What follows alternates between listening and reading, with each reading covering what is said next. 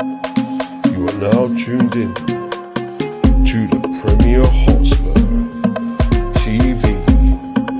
Sit back, get involved, comment away, because we are live. Hi guys, welcome back to the Premier Hotspur TV. It's your man Simon, North of England's biggest Spurs fan. Guys, tonight we are going to bring you the preview for the Dynamo Zagreb versus Tottenham, the Europa League last 16 game tomorrow, guys. I'm joined by special guest Cody Mack. You might have seen him on We Are Tottenham TV. He's been on there a couple of times, and he's been on with Bobby Singh on Bob Spur TV, guys. No, it's no Matt tonight. He can't make it.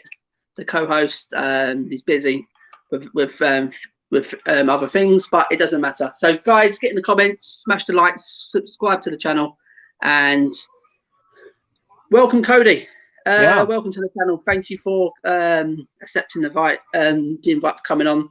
Just tell the people and the people in the chat something about you, where you live, and how long you've been supporting Tottenham. Yeah, well, like we were talking just before we got on the show here, I've been supporting Tottenham for about 15 years, but in between there, during those blurry college years, there was a little bit of a hiatus where I wasn't really following football quite as closely. And, for a few years now, I've been getting back into it. And especially since, we've been under this lockdown, there hasn't been very much else to pay attention to other than football, and absolutely obsessed with Spurs at the moment, and just love talking about it as well. Absolutely brilliant, Cody. As said, guys, just bring in your comments. Ask if you've got any questions for Cody. I'll get him over to him, mate, and he'll try to ask on the best of his ability. And Cody, just quickly, we'll just go back. We don't want to remind ourselves what happened the weekend against Arsenal, but just quickly, just let me know. How do you thought the actual game went? How confident were you going into the game? And just tell everyone what you felt like after the game. Well, I think like a large swath of Spurs fans, I was feeling supremely confident going in, and I didn't see any reason why we shouldn't be. We had every advantage in the books. We had the extra night's sleep in our own beds after the Thursday night game. We had a solid victory under our belts from Zagreb. And generally we've been a lot better than the Gunners have been all season. So there was no reason to think that we were going to go in there and do what we did. Now, I don't want to make excuses for our players or anything like that, but we saw last Thursday that Zagreb were a very physical team, and Harry Kane coming off with the ice pack and whatnot. It's hard to know how much that would have affected him. And I thought Ndombele had the crap beat out of him, and clearly he was affected a little bit. But we tend to analyze the way that Spurs play in a little bit of a vacuum, in the sense that we think our squad is good enough to dictate the way that play should be going. But give Arsenal credit; they came out and they kicked our butts from start to finish, except when we were down to 10 men, which Tottenham, right? Absolutely, Cody. To me, Cody, my reflect on the game was just bottle jobs, just purely simple, just bottle jobs. We just bottled it again. Everyone's saying, yeah, we've gone great form. We won the last 5 now. We're going to get this is probably the best time to play Arsenal now, and we go get slapped up. And that's annoying, and that's just typical Tottenham. It's Spursy, it's bottle jobs. And Spurs fans wonder why people call us bottle jobs. And that was a prime example. We should be beating Arsenal. We've got a better team than Arsenal. It's just we didn't. If you can't get yourself up for a North London derby, and that's what I say, you can't get yourself up for a North London derby. Forget what Jose Mourinho's tactics. Yes, he got in a few positions wrong. Yes, he does take some of the flack, but the team he put out there, apart from Doherty, who doesn't really play, the other 10 players, that's our first team 11, Cody.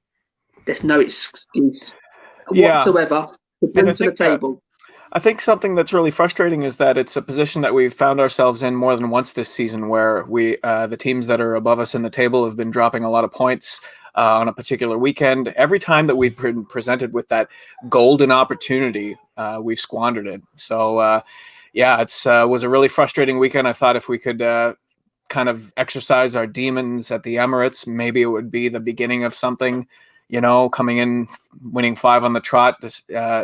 And yeah, we're back. We kind of, it's old wounds and scar tissue open back up again. So, you know what, we have to kind of take the old memory eraser and just move on to the next part of a season and come on, you Spurs, right? Yeah, exactly, Cody. We've got some comments here, mate. To go through.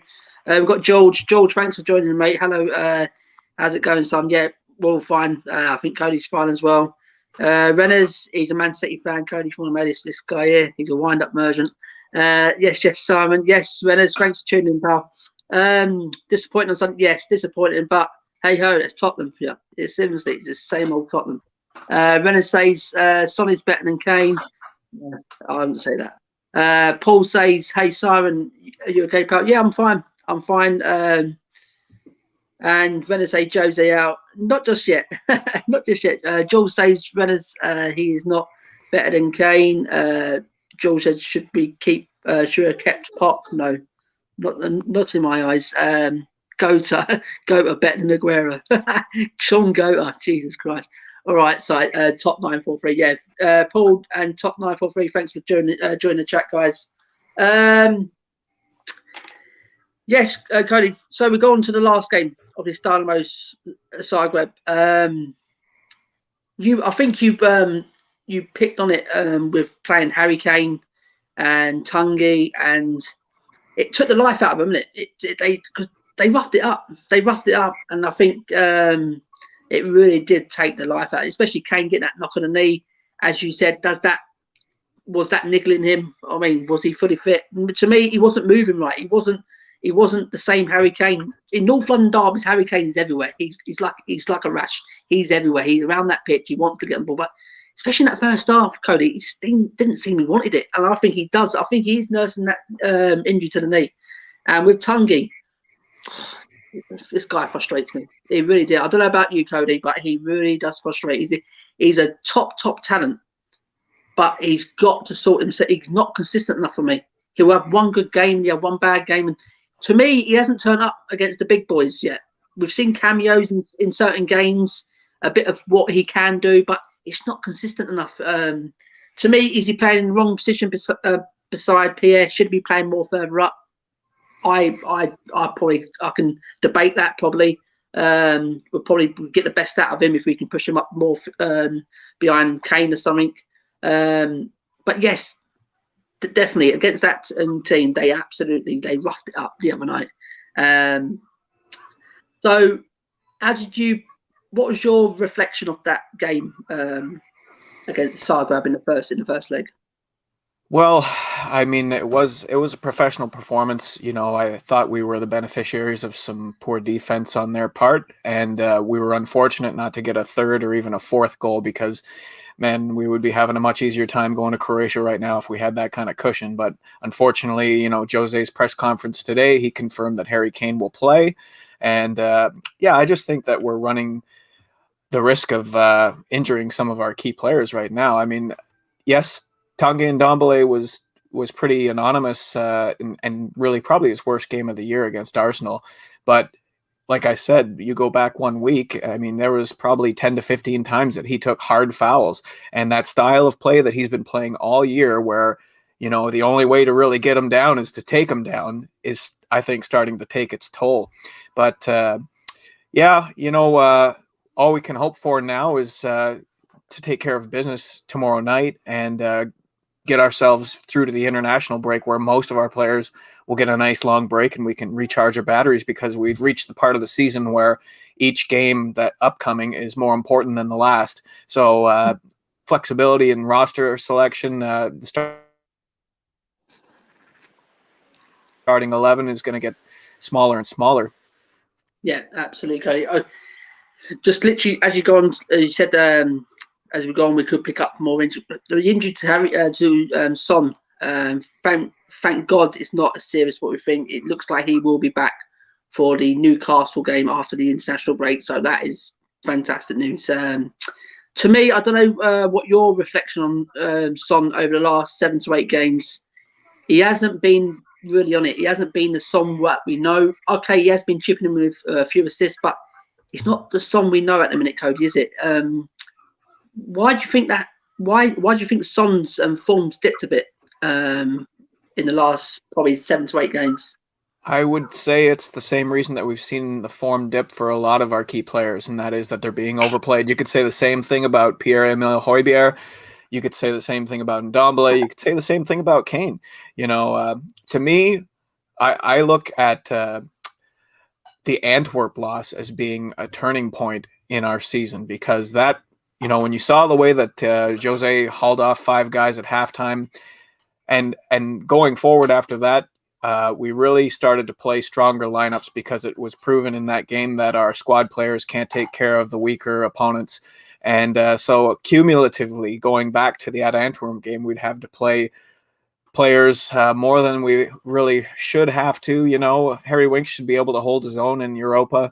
Carlos Vinicius should be playing every Europa game up until the round of 16, maybe. Hasn't been the case. I mean, we thought Vinicius was going to be able to come in against the likes of West Brom and maybe Burnley and those relegation teams, and we just haven't really played well enough to be putting out those squad players. And so now the long-term effects are coming home to roost, and you're starting to see, to me, I don't want to make excuses for why we came out like that against Arsenal on Sunday, but if there was going to be one, it would be that long-term fatigue. The legs are heavy, and especially with Heung-min Son. That is a workload injury, and even leading up, you could see it coming. Really, any Spurs fan that's watched Son in the last 6 weeks, you can see that injury coming. It was starting to look more and more like we were whipping a dead horse. He was sloppy on his chances, and of course, we can't expect him to be finishing chances like he was at the beginning of the season, but there was a lot of chances that you expect Sonny to be putting in the back of the net that he was whipping just wide, or so that's what happens when you get tired. When you get tired in that long kind of way, you start to make mental mistakes, and that's what we've been seeing. Absolutely, Cody. Very good come back to that question. Nice one. Got Darcy. I think most. This is a question I want to ask you straight after this comment, Darcy. Cody. Darcy said, I think most other coaches could do better with this Spurs squad, but I think with new players, Josie can do better than most other coaches. Now, I asked this question the other day to some Spurs fans about this. With this squad now, as it is now, with no money being spent of it, get Josie out of the equation, bring in another coach like a Pep. I'm just throwing his name about, like a Pep. Could he do it any better than what Josie's doing with this squad of players, especially with that defence he's got? Could he do any better than what Josie's doing? Well, do I think that Jose has gotten the best out of the squad? No, I think that even with the squad that we have, and taking into account our weaknesses, which are, I think our back four, aside from Reguilon, are quite weak. I don't think that the thing is, if you just took a spreadsheet and you compared us against Manchester City, and you went from top to bottom, starting at the chairman and going down into the squad and the youth academy and whatnot, Jose Mourinho is not a weak link. Do we really think that a 57-year-old Jose Mourinho is past it? I think that this is a scenario where, you've got a chef that can only be as good as the ingredients that he's got. And, we did make some moves. We made some moves this summer, and some of them have worked out and some of them haven't. But, you tell me what good team has a back four that resembles ours in any way. We've got championship level center backs aside from Toby. That's my opinion. And I know that's harsh, but the reality is, like, Dyer and Sanchez on their day are Premier League center backs. But the problem is it's not their day that often. So that to me is the inconsistency is a sign of a player that is not good enough to be in a Champions League squad. And that's what we all want. So No, I don't think it's a management problem. I think it is a player problem. Yeah, absolutely. Seriously, that was the answer I was looking for. Absolutely. And Paul Paul said Matt looks different today. I know he's changed. He's moved to Canada, and they said he looks much different today. Harry says hi. Shaved all my hair. Harry says hi, Matt. Hi, Si. Das says, yeah, I feel like Spurs really like depth with a top said yes, we lack absolutely with depth. He has a different hat on, and that's what it is. I knew he looked different. Oh, it's Simon and the new guest Cody Mack. Yes, Yusuf. So guys, and we have now been joined by the man himself, Josh from the Spurs debate. Josh, how's it going, pal? I'm good, mate. I'm good. I'm happy to hear Lo Celso's back in contention. That's really made my day, mate. As soon as I saw the news or the live Mourinho, as soon as the words uttered out his mouth, I had to really spank the volume up and just make sure I was getting that right and I wasn't making a mistake about Lo Celso. So for him to be back, guys, you know, we need competition. We need a bit more oomph and a bit more umph and a bit of motivation. And there's nothing like getting a top quality player back, especially a playmaker, someone who can defend a bit, someone who's got great passing accuracy. Basically, got all the ingredients that we're kind of lacking at the moment, if you know what I mean, in the middle of sort of where all the busy kind of action goes down in terms of transitions and in terms of getting the ball up the pitch as quickly as possible. But Tangai's not been. He's been all right. He's been all right, man. But he needs a bit of help there. You know, he needs a bit of help, or something needs to change. So, mate, I've had an awesome day just off the back of that one line that came out of Jose's mouth, which started with Lo Celso, and that was me, mate. That's me done, mate. I'm on a high just from that news. Don't know about you two. Yeah, Cody. Just going on what Josh said about Lo Celso. Josie has come out today. He said this is a sort of player that the squad has been missing. He'll make a difference going forward now to the end of the season. Hope he keeps fit. Is this the sort of player now, Cody? He can make a difference coming back into this team. Yeah, absolutely. I think Lo Celso brings creativity into that midfield area, and one thing that Lo Celso brings, he brings defenders towards him, and that creates space in behind for the likes of, say, Gareth Bale to move into.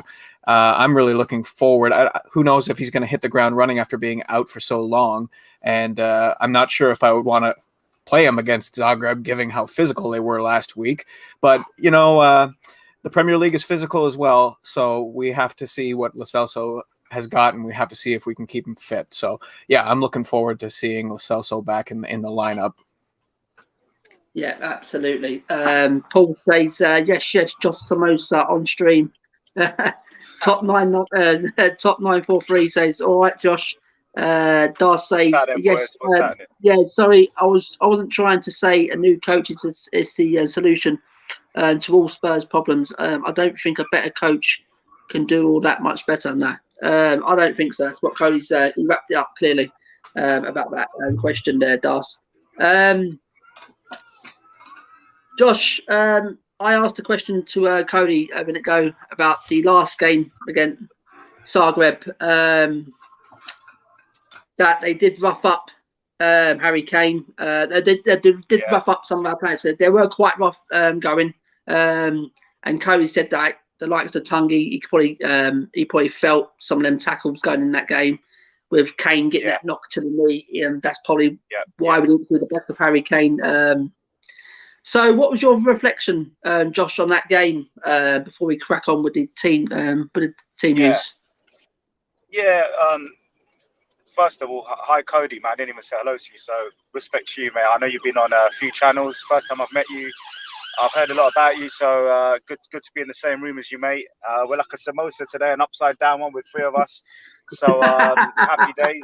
We're just missing a bit of chutney, a bit of Matt's chutney, or a bit of Bobby's chutney, or someone else's chutney, but we're a bit dry at the moment. But and unfortunately, I've only got 15 minutes. So I'm really sorry, man. It's kind of an in and out express job. But yeah, I mean, in terms of being on, thanks for that as well, Simon. But yeah, your question about last week, you know what, I kind of, you know, we had the royal family stuff going on last week, and I thought Harry Kane to Tanguy took more of a beating than the royal family, you know, in that match. And I just remember watching it, feeling sorry for him, because they couldn't deal with his skill, they couldn't deal with his movement and his intelligence. And then they started, you know, just kind of losing their cool. You know, the frustration of the players came out. They realised that 2-0 down, they were pretty much, you know, out the competition. I mean, I wouldn't say out the competition, but disadvantaged. They really wanted that away goal. They couldn't get it. So they took it out on the players. And this is what we might see more of tomorrow. And we have to worry about these players, you know, when we put out the Kanes and the Bales or the Tanguys, they're going to get in this environment away from home, you know, no disrespect to the Croatian league, but sometimes if you can't beat them with the ball, you try and beat them without the ball. And I worry that, you know, the game doesn't get ugly tomorrow, you know, and I worry our stars no one gets injured or taken out, or you know, no one gets twisted and turned, because Kane was you know, probably just a hairline fracture to his knee, but that could have been a big one if the dude caught him worse off. So it's like we're going tomorrow to play, you know, it's a battle of, it's not a battle of football. It's more like, you know, they're going to try and rough us up a bit. And that worries me, man, to be honest with you. And I know he's going to start Kane. He said it, you know, and I get the game wrapped up and take Kane off.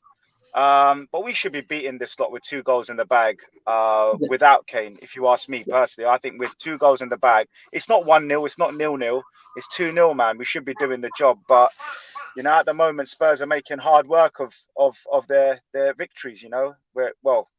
We went on a great run, and then we did what we did on the weekend. And I think Jose just wants some momentum. And I think a big fat win, something like 2-0 away, 4-0 on aggregate, just gets us back on track. Even though it is Zagreb, it'll still be a good win. But yeah, I think we're in for a battle, Simon. I think it's going to be physical, mate. And that worries me, because referees, you know, unless they protect us tomorrow, you know, players could come off with bruises and potentially, you know, hopefully we don't get any major injuries, but potential little niggles, which is the last thing we need right now. Yeah, exactly. Thanks for that, Josh. So we're getting to the team news, guys. As Pierre is suspended, he's picked up the maximum yellow cards, guys. So do you know what? It's probably come at the best time for him, because as what Cody was saying earlier, he's played a lot of games as well. He needs a rest, and the same with Son. That's probably come at a good time with him. He needs a rest now. So with having Son and Pierre out tomorrow. So Cody, is this a blessing going into the next couple of weeks of the international break now, with Son and Pierre can have a very good rest, then kick on again after the international break? Yeah, I mean, if they do go ahead and get that rest, we really don't know for sure what's going to happen. I can't see Son coming back against Villa. I would hope that Mourinho would have the confidence that we have enough quality to beat them without. And most certainly, we cannot risk him aggravating a muscle tissue injury, seeing that if Sonny goes down for a 4 to 6 weeks stint, that means that we are probably out of Europa. We're probably going to lose the Carabao Cup, and our top 4 challenge is over. So, yeah, absolutely hoping for a healthy team going into the international break, and that the players that do serve on duty don't get played if it's unnecessary. I mean, I forget what England's fixture looks like, but it doesn't. San Marino, isn't it? San Marino, yeah, always San Marino, right? So, but anyways, hopefully Kane sits out 2 of those 3 games at the very least, you know, or if not all 3. So, yeah, I mean, players, we need to recharge the batteries for this stretch run, because if we want to remain relevant in all 3 competitions that we're still in, we need health, and we need our best players to be rested. Yeah, absolutely. Thanks for that, Cody. Josh, do you agree with Cody there, mate? Yeah, I think, look, we could throw away the season this weekend with tomorrow's game. If we don't get through and we don't beat Villa, you know, that's top 4 pretty much done. And obviously being out the Europa League will be a proper kick in the nuts after what we went through last weekend. So for me, how many games we've got before the break? I wanted to check that earlier. I've not had a chance to check it. What's the schedule? Just Villa, innit? Villa coming up on Sunday. Then we've got the 2-week break. And then we've got Newcastle. And then 2-week break. Yeah, good. Yeah, perfect. So for me, it's just you play you get through, right, this game tomorrow. And then we have to put the big guns out against Villa. There's no choice. And then hopefully some of these guys, because a lot of them are friendlies, so a lot of these guys will hopefully get a bit of a rest, and they'll just give their limbs a chance to heal. A lot of them are probably carrying niggles. Tanguy needs a rest. Pierre needs a rest. Bale probably needs a rest based on his lack of effort. Matt Doherty's been in it mentally and physically, just been washed about, by players. We've got even if you look at sort of Toby and Sanchez, they've been putting in the yards. So that whole spine going up to Harry Kane could do with a bit of a lay down and just relax, a couple of weeks. I mean, that's not going to happen because some of them are going to be called up, including Sonny. But I think the vigorous mental, emotional roller coaster of the Premier League is the highest experiences these players go through, with the press, with with all the things that come with it, the social media, the press, the intensity of Mourinho's training sessions, and everything must feel like such a pressure cooker, that just to come out of that pressure cooker, the Premier League pressure cooker, and go into the international environment where it's friendlies, you're seeing kind of different faces, you're in a different tracksuit and a different thing, just takes that pressure off the guys for a couple of weeks. So we need it, is what I'm trying to say, is we need this break. There's other teams that would say, oh, we don't want the break, we want to crack on with the Premier League. You'd get probably Leicester and United saying we just want to wrap up second and third, but they might not want the break because they're on a bit of a roll at the moment with points. But we're on the opposite end, mate. We need that break. You know what I mean? So they can call it an international break, but I'll just call it a Kit Kat break, because we need a couple of weeks for the boys to relax, man. Because I tell you what, we could still do it. We could still do it. The double's on, the treble's on. No one talks about the treble. When I talk about treble, I'm talking about top four. I know it's not a trophy, but if we finish top four, we win the Carabao, we win the Europa League, that's like a treble in a way. I know there's not 3 trophies, there's 2. But for me, that's, I'm a realistic Spurs fan. I'll take top 4 very seriously. And it seriously, like, I'm grateful. I'm massively grateful. A lot of other Tottenham fans I listen to, they're probably, for me, a little bit too ambitious. But there's nothing wrong with being ambitious. We've got to strive to be the highest, right? But in reality, we're not going to finish second or third this season. So 4th is the highest peak of the Premier League for us. And those other 2 competitions, if we win that, mate, all of a sudden this season's become like, we'll be out in buses, mate. we'll be out in open top buses in the summer. Do you know what I mean? So chucking out samosas. Oh, mate, chucking out samosas, mate. It'll be a buffet, man. I'll have my little samosa shop there. I'll be giving out free samosas, man. But I feel like this last bit we're going into now, you know what? We've done well. We won our 3 games. We've done well.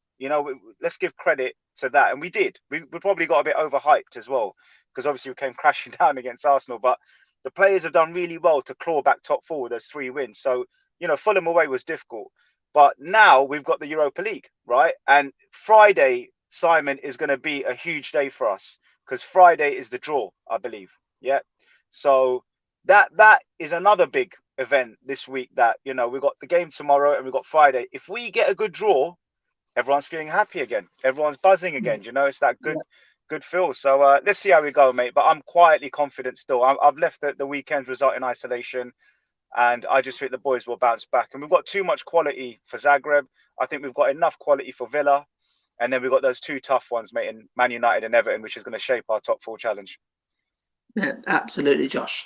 Fantastic, mate. Thanks. Nice one for that. And just go back on to the news. So we already know he's back. It's still saying that he's questionable still for tomorrow. He's not a guaranteed in the team.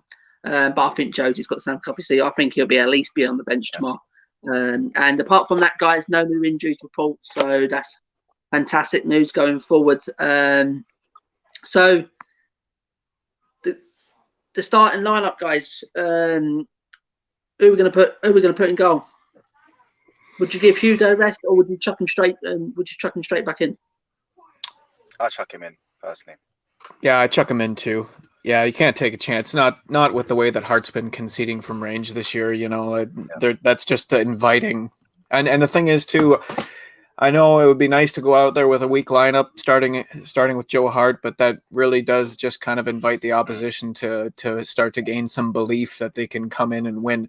And I think if we've seen anything in this competition, it's that Jose prefers to play strong and then make substitutions after, as opposed to risk falling behind and have to affect change by making substitutions that way. We saw that in the Antwerp game. Yeah. Yeah. So right back, I'll go with Tanganga tomorrow. Me personally, Josh. I think if Ori is fit, you play him, Simon, for me, because he needs to get the rusty 20% out of him, and there's no player that's off out of the first 11 for that long and doesn't come back rusty. They always need a game or a couple of games to get back to form, and this is the perfect opportunity to play him and almost kick Doherty out the team for the weekend, because you can say, boss, I got through 75, 80, 90 minutes, whatever it is. I'm ready for Villa. And that just puts Doherty at the equation, who probably, he's got a lot of online hate. He's got a lot of public hate, Doherty, from pundits up and down, in and around the world, in and around Europe. The boy must be sitting at home feeling very lonely. And look, if he's not good enough, it's not his fault he gets picked. Yeah.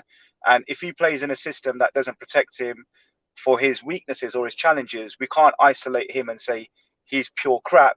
We've got to look at the team as well. So I have a little bit of, I wouldn't say sympathy, but I think Doherty's been just taken to the cleaners. The boy's confidence probably rock bottom now. But you could play him tomorrow and get his confidence back. That's the other debate to speak about, is do you play him and get his confidence back? When someone's down, you don't stick him in a hard game. You stick him in an easy game and build him up. So you got that point with Aurier coming in to get his rustiness out. You put Doherty in to give him some confidence maybe, and let the fans kind of back off him a bit if he puts in a 6 out of 10 or cross and an assist. Or you go Tanganga, which you rightly said, who's crying out for a game. We need to play that boy, but you could play him centre-back Tanganga as well. So you could actually play Tanganga in both positions, and he can do the lopsided thing really well. If, say, Reguilon starts left-back or Davis, whoever, once they bomb up, Tanga can switch into the left really well as a back three. So they all come with different combinations. But if you ask me for my personal decision, I'll just go with Aurier because I've got one eye on Villa, Simon. And I just want Aurier to be 100% for Sunday, mate. Right. Cody? Yeah, I think the biggest question is whether or not Aurier can play back-to-back, because you can see that since the return of Reguilon and Aurier, he's been really kind of trying to nurse them and not play them in back-to-back games, both midweek and on the weekend. But we also really don't know what's been going on. I saw some rumors today that Aurier might be sold to PSG in the summer. Of course, there was the halftime outburst where Aurier left the stadium. We really don't know where he is, if he's in the doghouse or not. So if I had my way, I'd probably play Aurier. Aurier. Right, yeah. We'll go with Aurier. And then the centre-backs, Josh, who'd your two be, mate? This is where I would put Tanganga. So I think he has to be tried there. I think the performances this season, especially Man City away, I thought he was one of the best at the back there. Yeah, he was doing all right. He kept Sterling at bay pretty much. Didn't see much sort of, lethal stuff come down that side. Obviously the goal for Gundogan, but you could blame a few players for that. Tanganga was part of that move. But I think against a team like Zagreb, we need to put Tanganga in. And the reason I say that is we're going to need these boys at some point. You always need your second team at some point in the season. And you've got to keep them slightly happy. Just keep them topped up. Tanganga's a boy that doesn't say anything. He's not going to kick off and knock on Mourinho's door and say, I want a game, like Danny Rose. He's quiet. He keeps to himself. He's so grateful to be at Spurs, his boyhood dream. He's living the dream, literally. That boy is living the dream. I don't know if you saw a couple of days ago on Tottenham's channel. He talks about, how he's just living the dream, right? And he's in the best place he could ever be from the journey he's come from. But I think the boy's got a big future. I think Tanganga's, and he's our next season man. We're going to need him more and more next season. Him and Skip, the guys that have come through the academy. And I'm so happy to see these boys perform that have come through the academy. You know, we are not going to spend millions on these boys. We've brought them through. You know, we've nurtured them and coached them and developed them. So for me personally, I'll put Tanganga in, give Toby a rest. Okay, the boy's going to be needed against Villa. We're going to need him and Sanchez and that partnership at the back. So I'm going Tanganga on this one, Simon. And I don't think Jose's gonna, but that's just my personal opinion, mate. Tanganga and who? Next to him, I'd like to see. Look, I mean, Sanchez has been playing really well, and now Sanchez has played well with Toby. Eric Dyer's probably crying out for a game. I would go Sanchez if he's fit. If he can say to me, "Boss, I'm happy, I'm fit," I'll put the speed in there next to Tanganga, which is strong and powerful. And I think Sanchez deserves to start based on how well he's been playing. But if he's not feeling great, does Jose sub a centre back? You very rarely sub a centre back. You kind of just stick with him for the 95 minutes. I can't remember when Jose last subbed a centre back. And not many managers do, because they've read the game so far. They don't want to risk them sort of bringing in someone new who hasn't read the game. So for me, guys, if Sanchez is fit, it's a no-brainer for me because he's playing really well. He's the best of what we've got at the moment. But if Sanchez ain't fit, then it's going to have to be Eric Dyer, which worries me, really worries me. But again, back to the Doherty situation, some of these boys need confidence. If we could scrape through and get that first goal with Harry Kane, because Jose's going to start him, it takes the pressure. 4 goals, they're not going to get 4 goals. So maybe Eric Dyer will be okay if we go 1-0 up. But if we don't go 1-0 up and we go 1-0 down, we're all looking at Eric Dyer waiting for that second mistake, and that's the worry. Yeah, absolutely. Cody, do you agree with Josh with Tanganga and maybe Sanchez? If not, Eric Dyer? Yep, and I think it becomes a question of whether or not we're trying to predict what Jose is going to do or what we would do. Because if it was up to me, I probably would have had Joe Rodon available for selection in Europa. Yeah. And we really can't be certain of what's been going on with him. That's another whole question. I mean, if Tanganga, look at the minutes. I mean, it's been non-existent for Tanganga. So, and when you look at how successful some of our loans have been this year, you can't really understand why he wasn't sent out in January. If he can't get into the squad over the likes of Eric Dyer and, Sanchez has been our best center back by a long shot in the last few weeks. But maybe Japhet Tanganga should have gone out on loan in January. But what do I think is going to happen? I think we're going to end up with Dyer and Sanchez. I thought they were fine last Thursday. They didn't really have to deal with much. Sanchez is probably our best option if we want to maintain an attacking front-footed mentality, as he's got the pace to kind of catch up if the ball goes over the top. Toby obviously cannot play every game. I think Toby has been playing a little more than we all kind of expected him to.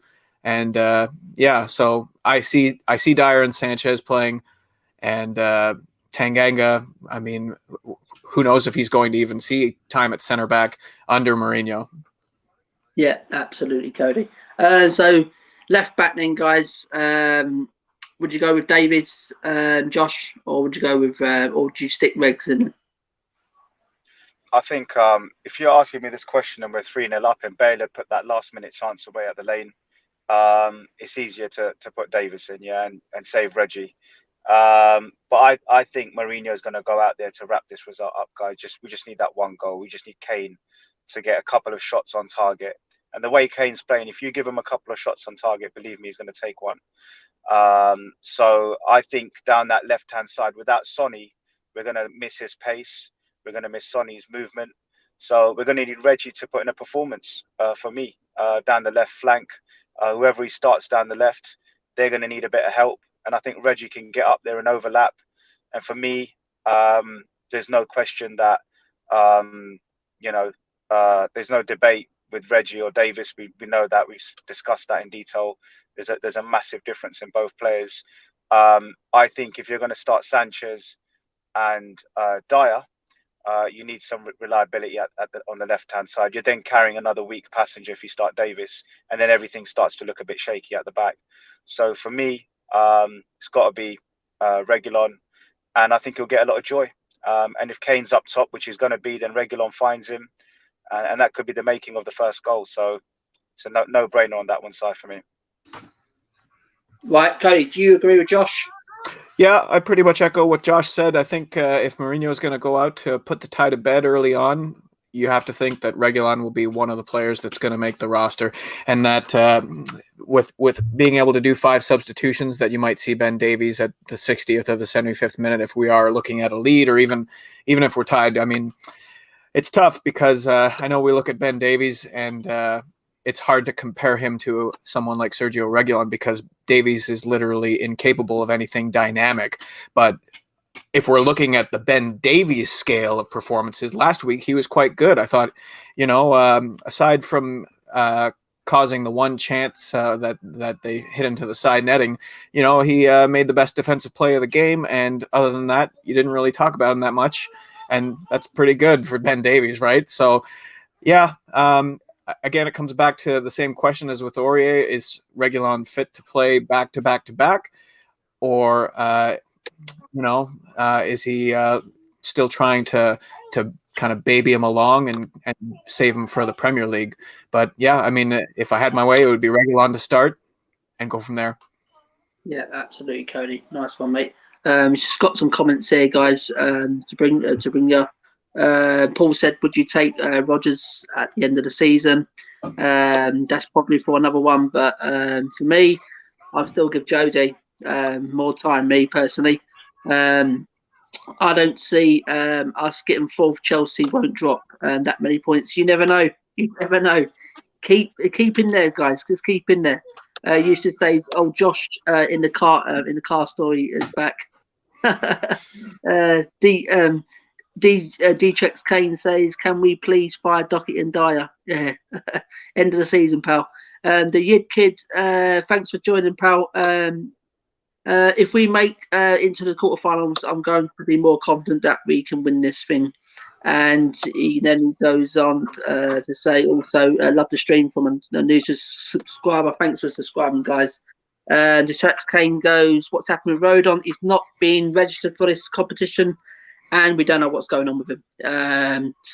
He's not injured. I know that he's injured, so I do not know what's going on with Rodon at the minute. Is it true that Salzburg manager? Yes, he is in jail. Yeah, Zagreb's manager is in jail. Yeah, crazy stuff. That Paul says Rodon was not registered for the Europa League, so he can't play. Yes, Jed Kid. Kane, I don't know. JP, thanks for coming back in, pal. Even and all, and for the Prem. As I said, we don't know about what's happening in Rodon at the minute. That's another one when Kaidi was saying about Tanganga going out on loan in January. I think something like that could have done with Rodon as well. He could have done with some more minutes because it looks like he's getting nothing with Jose at the minute. It doesn't look like he's going to get anything for the rest of the season. It's a shame because I think he's played quite decent every time he's put the shirt on. He's come in and I think he's done quite a decent performance. I think he's got a future. He's got a future, this lad. One thing I don't understand about Rodon is that it's not like he's a 20-year-old or a 19-year-old. He's almost the same age as Davinson Sanchez. And I know that he was a championship center back, but why did we buy him if we didn't see him making our squad this year and making an impact, So it's kind of confusing. You wonder if there's something going on that we don't hear about. But yeah, the Rodon is just a mystery. Maybe Guys, this could be on that one. On that one, if you go. look at sort of the way Jose manages, I'm just thinking back to when Moura wasn't getting a game, Lamella wasn't getting game time, and he does this thing. He did it to Toby as well, and he just stick you out there for 4 or 5 games. I know Rodon's it's been a long time now since we've seen him come in, but I think with Jose, it's easy to think there's a fallout, and I know why people think that because of the way Jose is. He doesn't help himself with the way he carries himself. He's the kind of guy, he's Marmite. You either on the good or the bad side of him. But I do think Jose softened a bit in his recent sort of months with us. Now he's realised that I need this lot. This lot are going to be the verdict of whether I can win something at Spurs or not. It'll be the first club I've gone to where I've not won anything if I get sacked. So I think Jose's not necessarily fallen out with anyone. I don't think it is like that. If you asked me this question 3 months ago, but the way he's brought Lucas in, the way he's brought Lamella in, these boys were not getting game time. Bergwijn was getting game time, right? Bale, the way he's brought him in, I think we should have that little bit of trust in Jose that will bring Rodon in. He's just doing his Jose thing with him by putting him out there, and maybe they're working on him and coaching him. But we might see the best of Rodon, towards the end of the season or next year, because that's what Jose does. He kind of just puts you out there, and to us, we're all like guessing what's going on. But you saw with Lamela and Lucas, with Tanguy, Delhi, we haven't seen the full extent of it. But he does that. He puts players out 10 games, 7, 8, 9, 10 games. But then they come back and they perform most of the time. Most of the time, Delhi's yet to prove it. So I wouldn't read too much into it personally, into that. Yeah, absolutely, Josh. One thing I probably could say, is the way Jose rolls. Sometimes he could be Mr. Unpredictable. And another side you can look into it, probably saying to the board, listen, that wasn't my first choice you gave me, so I'm putting them out to dry. Simple as that. I wanted my Skriniar and something like that. I mean, and Rodon was probably my third choice.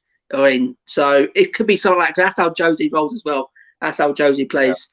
Yeah. But as you said, Josh, it could be another thing that they could be getting them ready to come in for the. Do you know what? I also think from a mental perspective, he likes to see what you're made of and how low you can go for him, or how high you could go for him, and he finds that out by testing you where you've not been tested, and that makes you a man, or it makes you a boy, or finds you out as a boy or a man, whichever you want to look at it. And almost like a strict father would be the same. I'm not going to give you that extra money that you want to buy something. You're going to have to go earn it. And I think Jose has got that in him, where it's brilliant when it works, because you get a real bond and a connection with that player from the moment they turn it around, because all of a sudden you've kind of done it together. You've built the player together. So hopefully Jose's building the man inside Rodon. He's building up his character, and that's not a bad thing, because characters are leaders, and leaders is what we lack at the moment. So hopefully that's what Jose's doing. Absolutely, Josh. So guys, we're going to we'll play a 4-2-3-1. Who's going to be the two? I think he's going to go with Winks and Sissoko. Me personally, I don't think he's going to play Tanguy in this one. Cody, we'll go to you first in this one. Do you think he's going to play like a Winks or Sissoko in there? Yep. Yeah, I see that happening. I think our other midfield options need rest. Højbjerg's not available, and Ndombele looked like a shadow of himself on Sunday. And Winks and Sissoko, they have the capability to get the job done.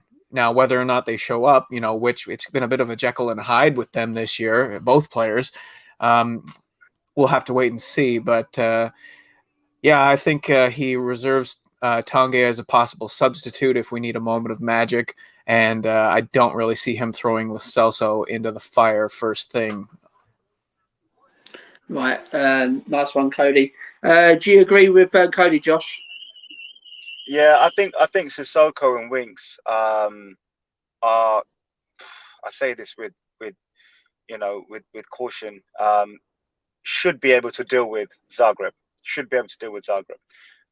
But we also know Sissoko has not been on form. We don't know whether Sissoko from early in the season's gone.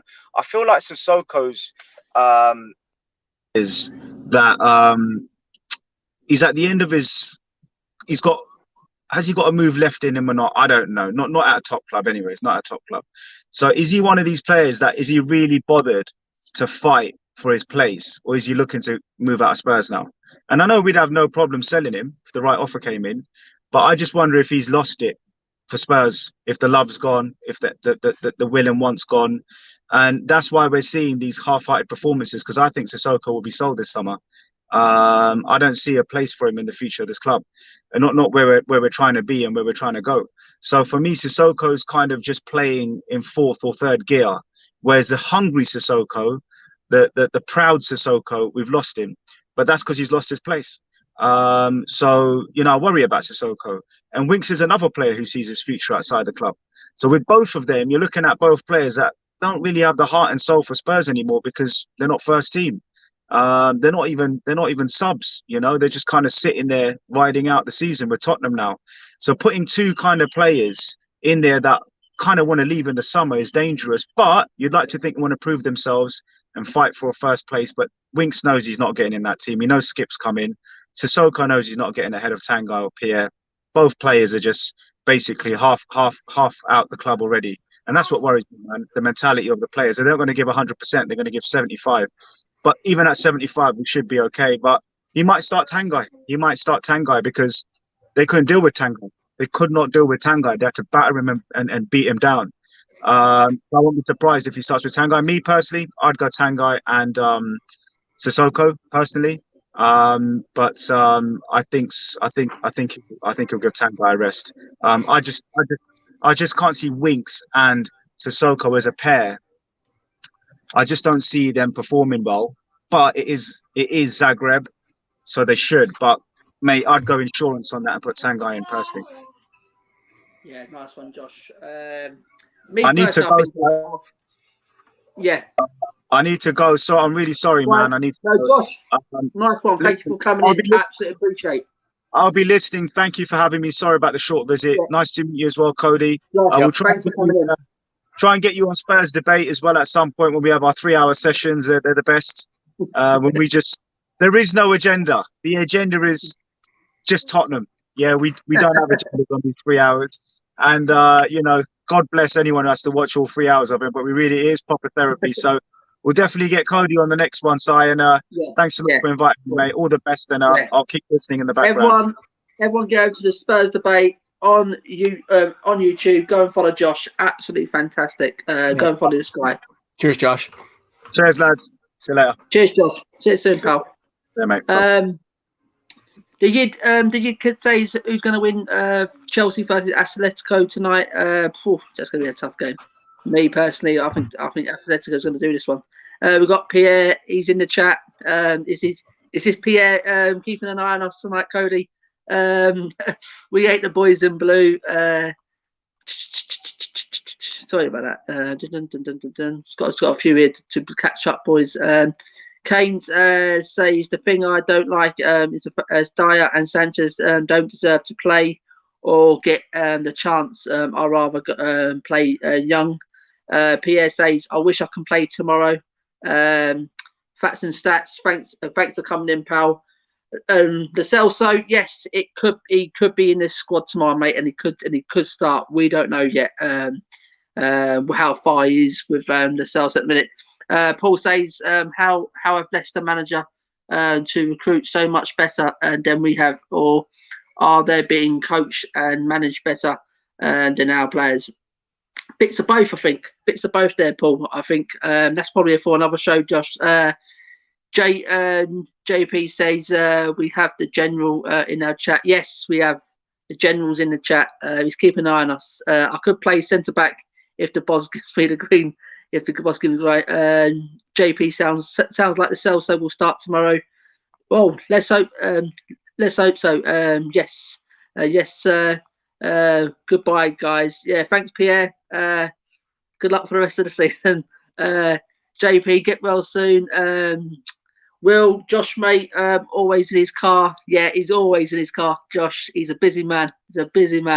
Tungi looks knackered. He can do with a rest. I can absolutely deal with that, mate. Yes. He's probably going to play Winks. Bye, Josh, from Facts and Stats.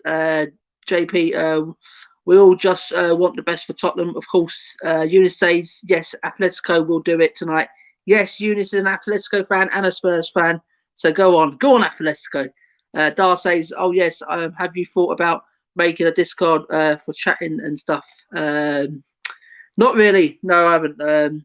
Just like we did to loser Paul. Paul says Tungi always looks knackered. Who could wake up from a coma and says he needs a nap? Absolutely. Paul is absolutely fantastic for us. Cody, so we're probably going to, I reckon he's going to go with Winks and Sissoko tomorrow. I don't think he's going to start with Tungi. Tungi's going to be rested for the Villa game. He's probably seeing this is probably one foot in the next round now, and Villa's game's probably just the more important.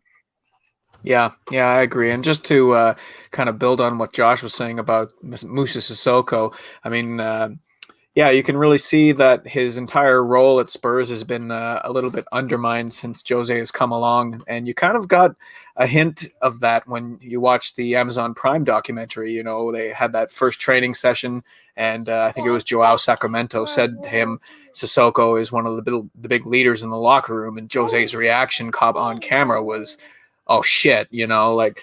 So I don't think that Jose has been a big Sissoko booster, and I think that, I mean, if we know anything about Mourinho, he's a little bit of an egomaniac.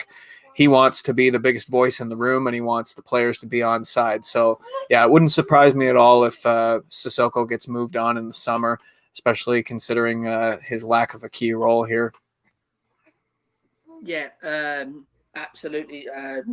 Cody, I think his days are numbered anyway.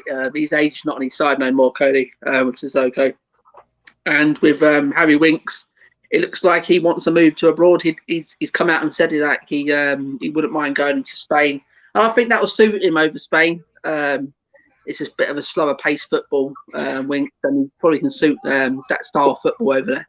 What would you take for a fee for Winks? I think he's about 24 in it, 24, 25. Me personally, I don't know how long he's got his contract. I'm not too sure. 2-3 years probably. 25 million, maybe. Yeah. So I mean, my question is, who's ponying that up right now? Yeah, I don't know.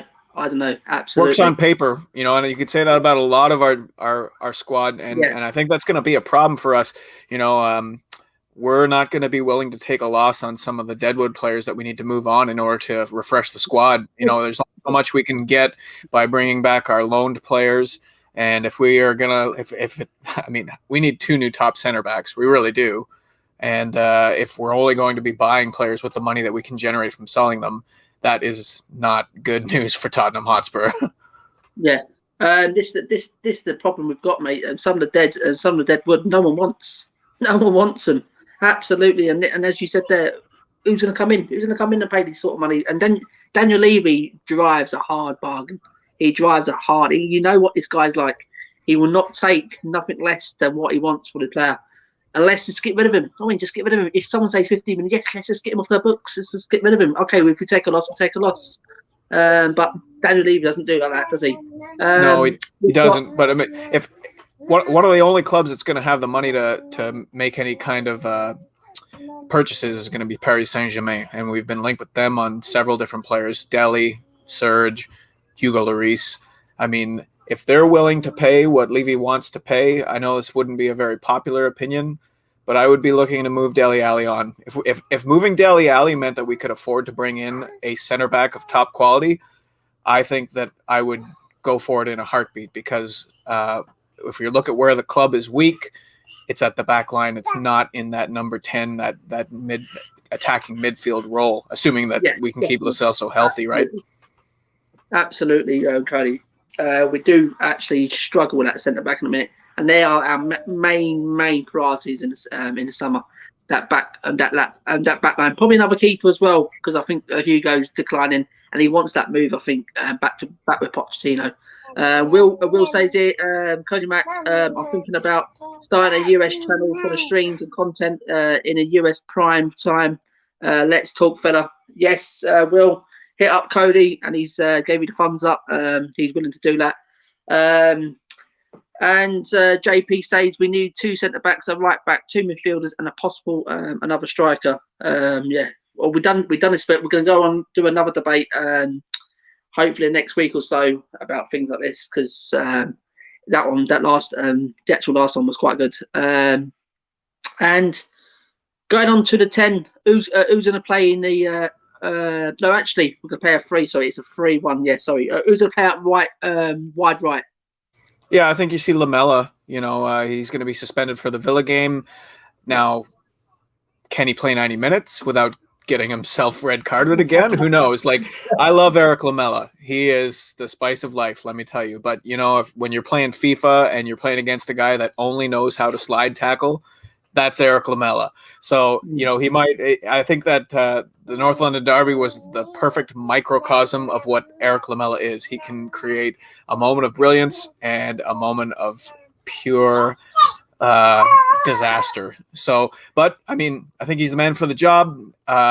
If Zagreb are going to come and play a physical style, he is going to be not one who is not going to back down to it. He's been on fantastic form, and he's been doing quite well creating. So I think Lamela down that side is who I'm going to predict.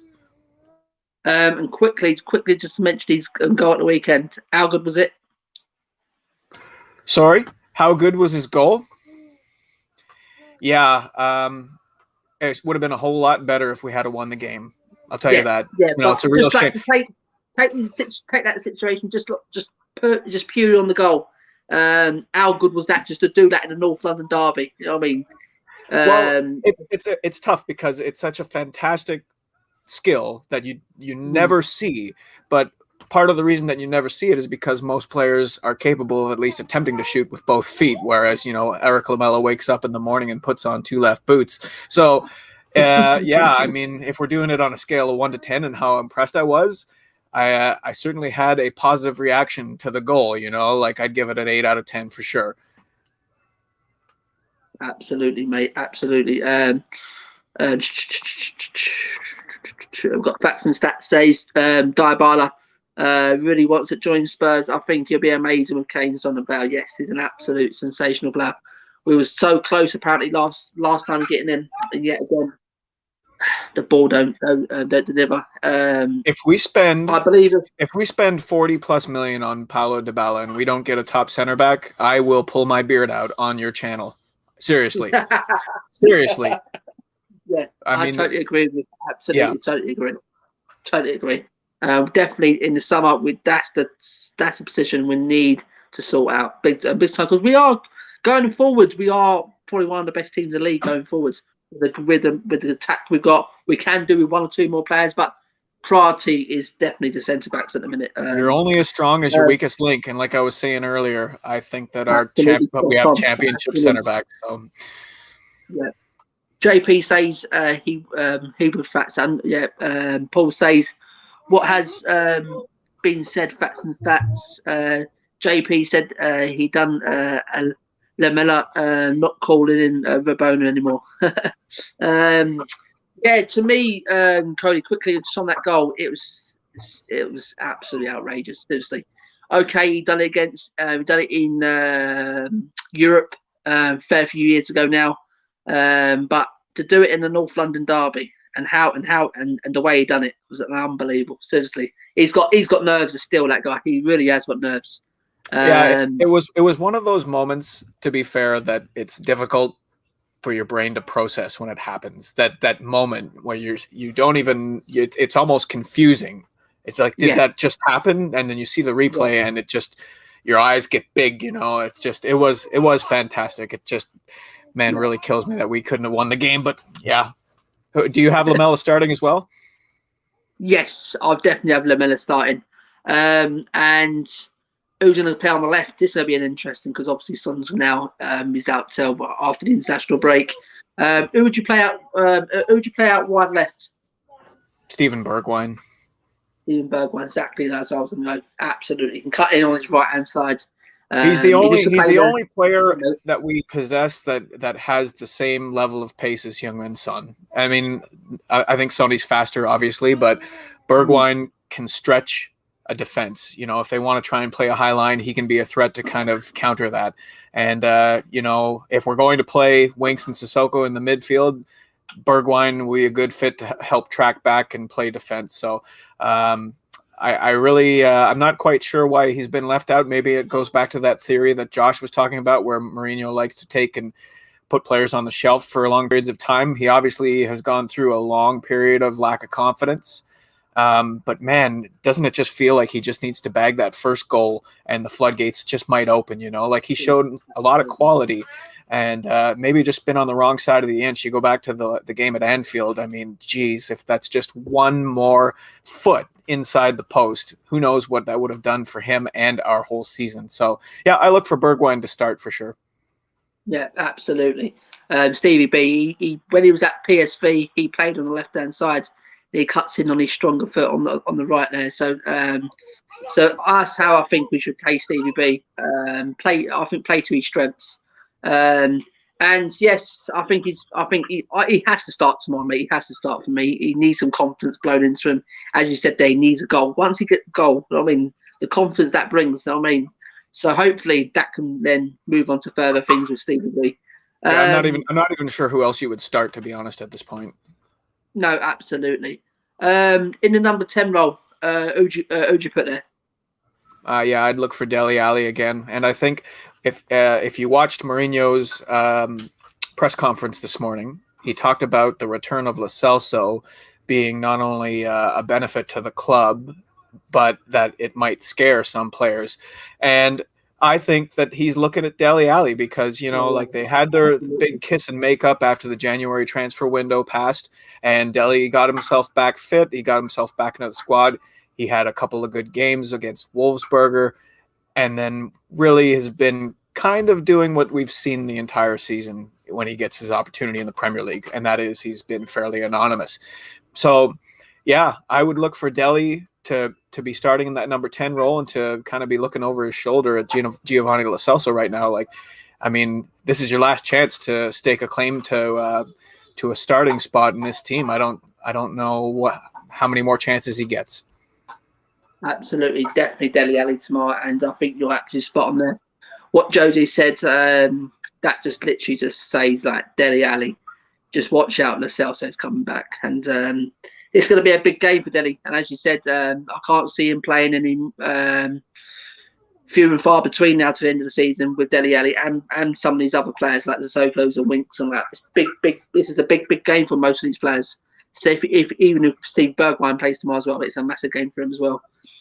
So up top, would you risk and Harry Kane, or would you stick with what Josh said? We should be resting Harry Kane. We should be too good for this team going in as a 2-2. Or would you say, do you know what, Harry, you go play the first half? Well, if we are to believe what was said in the press conference today, we would expect Harry Kane to start the game. And it has been the trend that we've been going after games early and trying to get them put to bed so that we can make the substitutions, especially in Europe where we have use of 5 substitutions. But isn't it just a little bit strange that Jose would go out and say that in the press conference today? Because that is just, to me, it just kind of flies in the face of the Jose way. He has not been one to give away very much in terms of details of who's going to start. I mean, I guess we should expect Lucas Moura to start since he was part of the interview today as well. Maybe not what I would do, but I wouldn't be surprised if we see Carlos Vinicius tomorrow, because Mourinho, the quote was, Harry Kane will play. It wasn't Harry Kane will start. So yes, he will play. That's it. Exactly. Will be interesting to see if this is another moment where, we've got some Jose misdirection going on in the media, and I love it. I love every minute of it. Yeah, absolutely fantastic. Yeah, definitely. I'll definitely start. I wouldn't play Kane at Ultima. I wouldn't put him on the bench for me personally. This team now should be good enough to get to see it through. And Carlos, we've got to start. We've got to start believing in Carlos because he has got a good record in Europe at the minute. So yeah. I can't see why not. He can't go tomorrow and probably bag 1 or 2 for himself tomorrow. So I thought him and Dele had a good chemistry there in the Wolfsberger round as well.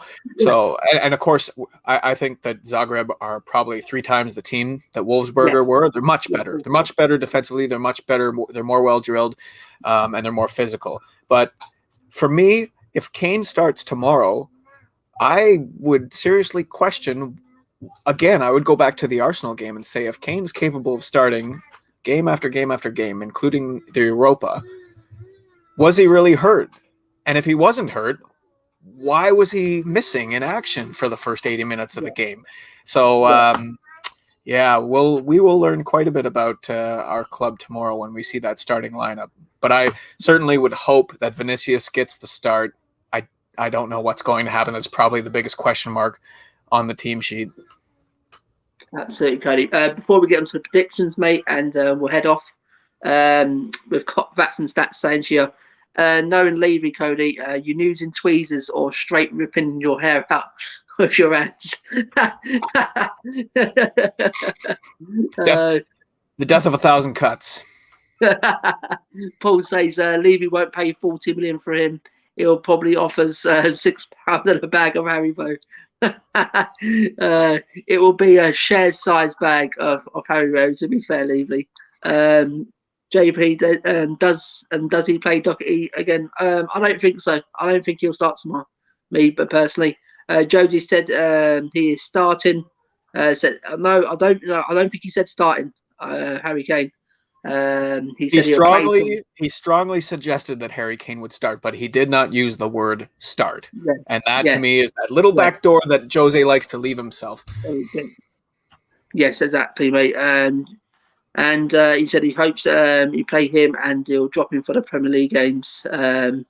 I agree, Paul. JP, what has happened to Tanganga? Do we know? Is a much better backup to Ori? Yes, we've just been gone through this. JP, it's another one who's been left out in the cold again. So, Cody, before we head off, mate, always end the show with the predictions. How do you see this game going, mate? Well, I was on with Ben and Sim on We Are Tottenham TV earlier today, and I predicted a 2-2 draw. And yeah, I mean, I would like to think that they can't put two past us. I think maybe. I mean, how are you going to feel if they score first, right? Yeah. No. I mean, we're going to be chewing our fingernails, right? I think there's an outside chance that they score first, we hit back, and then they score an injury time goal that doesn't really mean anything, or there's a sloppy pen given away by Sanchez in the 94th minute or whatever. I think we'll have enough to handle them. Don't underestimate, the difficulty of heading to Croatia and playing it. I think it's fairly cold there right now. But, yeah, a 2-2 draw. We kind of lick our wounds and go into the Villa game, hopefully with a little more confidence. Yeah, absolutely, Cody. To me personally, I think with the team that we've just picked there, if that's the team's going out tomorrow, I can't see nothing but a Tottenham win tomorrow. 2-1, because if Spurs get an early goal, Cody, they need 4. They need 4. Then they're not getting 4 against us. Not a chance. So 2-1 for me tomorrow, with Spurs safely through for a draw on Friday, and let's get on to the Premier League on Sunday against Villa. I'm probably just suffering a confidence backlash after walking into the North London derby thinking that we were going to have our way. So, but yeah, life of a Spurs fan. Everyone's got their own opinion, mate, and that's your opinion, mate. We actually respect it. So, guys, thanks for everyone who tuned in tonight in the chat. Absolutely fantastic support again for the channel. We have some new guys who's popped in as well. And subscribe to the channel tonight is absolutely fantastic. And thanks to Cody, his first time on the channel. It won't be his last. We'll have him back on. Absolutely fantastic. He knows his stuff, guys. This guy knows his stuff about Tottenham. Absolutely fantastic. So definitely. You're too kind. No, seriously, Cody, you really are. Seriously, mate, you know it. You got it up there, mate. Seriously. So some comments says quickly, Dynamo were a very poor team, so anything less than a win is terrible, but losing faith somewhat. Great showing, Cody Mack. Cheers, Si. Thanks, Paul. Paul, you'll get to know Paul. Cody, he's an absolute gent. Seriously, it's a joke. He's a joker. Absolutely fantastic. So guys, as I said, we're going to head out now. Thanks for everyone in the chat. Thanks for Cody for coming on, to giving up his time. And I know he's got 2 young children. He's trying to juggle. He's done fantastic with it tonight. Absolutely fantastic. I'll take me out to Cody tonight. He hasn't given in. So for Premier Hotspur, guys, from myself, Simon, and this has been Cody as well, guys. So we say good night. God bless. Have a fantastic evening. Fantastic rest of the day, Cody. I know it's still early over in where you are, and we'll definitely have Cody back on. Absolutely. Yeah, my pleasure. Thanks for having me on, Simon. Glory. Yes, mate. And we'll end with this song, guys. We'll end with a little song, guys. We always do.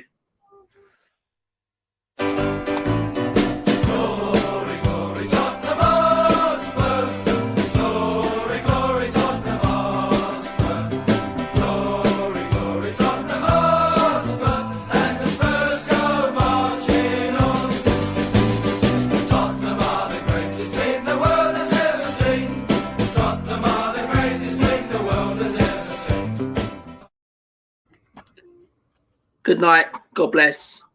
And we'll see Thanks you very soon. much. Yeah, cheers, bud. Come on, you Spurs.